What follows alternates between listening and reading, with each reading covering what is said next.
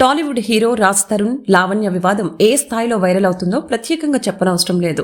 తనతో సహజీవనం చేసి మరొక హీరోయిన్తో సంబంధం పెట్టుకున్నాడు అంటూ ఆమె ఆరోపణ చేసింది. అంతేకాకుండా పోలీస్ స్టేషన్లో ఫిర్యాదు కూడా చేసిన ఆమె ఎట్టి పరిస్థితుల్లోనూ రాజ్ తరుణ్ను వదలను అని ఆమె మీడియా ముందు వివరణ ఇచ్చింది. అయితే ఇప్పుడు ఊహించిన విధంగా రాజ్ తరుణ్ నాకు అవసరం లేదు అంటూ ఆమె మరొక వివరణ ఇవ్వటం ఆశ్చర్యానికి గురిచేస్తోంది. లావణ్య మాట్లాడుతూ, ఇన్ని రోజులు 4 గోడల మధ్య జరిగిన గొడవను నేను బయటికి తీసుకువచ్చాను. ఎందుకంటే నాకు సహాయం దొరుకుతుంది అని అనుకున్నాను. రాజ్ తరుణ్ గురించి నేనెక్కడా బ్యాడ్గా మాట్లాడలేదు. అయితే ఇప్పుడు అతను నాతో ఎలాంటి సంబంధం లేదు అంటున్నాడు. పెళ్లి చేసుకోలేదు అని అంటున్నాడు. ఇక అన్ని మాటలు మాట్లాడిన తర్వాత నేను కూడా అతన్ని వద్దని అనుకుంటున్నాను.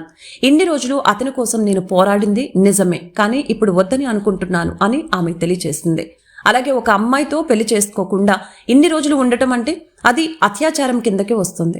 అతను ఆ సెక్షన్కు కట్టుబడి ఉండాలి అనుకుంటున్నాను. శేఖర్ భాషతో రాజ్ తరుణ్ నాపై చేయించిన ఆరోపణలు నాకు బాధ కలిగించాయి. ఇక శేఖర్ భాష చేసినటువంటి కారణాల వలన ఇప్పుడు రాజ్ తరుణ్ కూడా జైలుకు వెళ్లాల్సిన పరిస్థితి వస్తోంది. వాళ్ళ ఇంటికి వెళ్తే నాపై తప్పుడు ఆరోపణలు చేసి కేసులు కూడా పెట్టారు. అసలు నా వల్ల వాళ్లకు ప్రాణహాని ఉంది అని అంటున్నారు. నేను కేవలం ఒక క్లారిటీ కోసం మాత్రమే వెళ్ళాను. ఫోన్ చేస్తే సమాధానం ఇవ్వటం లేదు. అతనితో 10 ఏళ్లు ఉన్నాను కాబట్టి ఒక సమాధానం కోసం మాత్రమే నేను వాళ్ళ ఇంటికి వెళ్లటం జరిగింది. దానికి బదులుగా వాళ్ళు న్యూసెన్స్ కేసు పెట్టారు. ఫైనల్ గా నేను కోరుకునేది ఏంటంటే, రాజ్ తరుణ్ నాతో 10 ఏళ్లు ఉన్నాడు కాబట్టి అతన్ని నేను కావాలని కోరుకుంటున్నాను. కానీ ఇప్పుడు అతనే నన్ను వద్దని అనుకుంటున్నాడు కాబట్టి బలవంతంగా నేను అతన్ని నా దగ్గరకు తీసుకొని రావాలని అనుకోవటం లేదు. అతను లేడని ఫోటోకు దండం వేసుకొని బతికేస్తా. అయితే నాకు జరిగిన అన్యాయానికి తగిన న్యాయం మాత్రం జరగాలని కోరుకుంటున్నాను అని లావణ్య వివరణ ఇచ్చారు.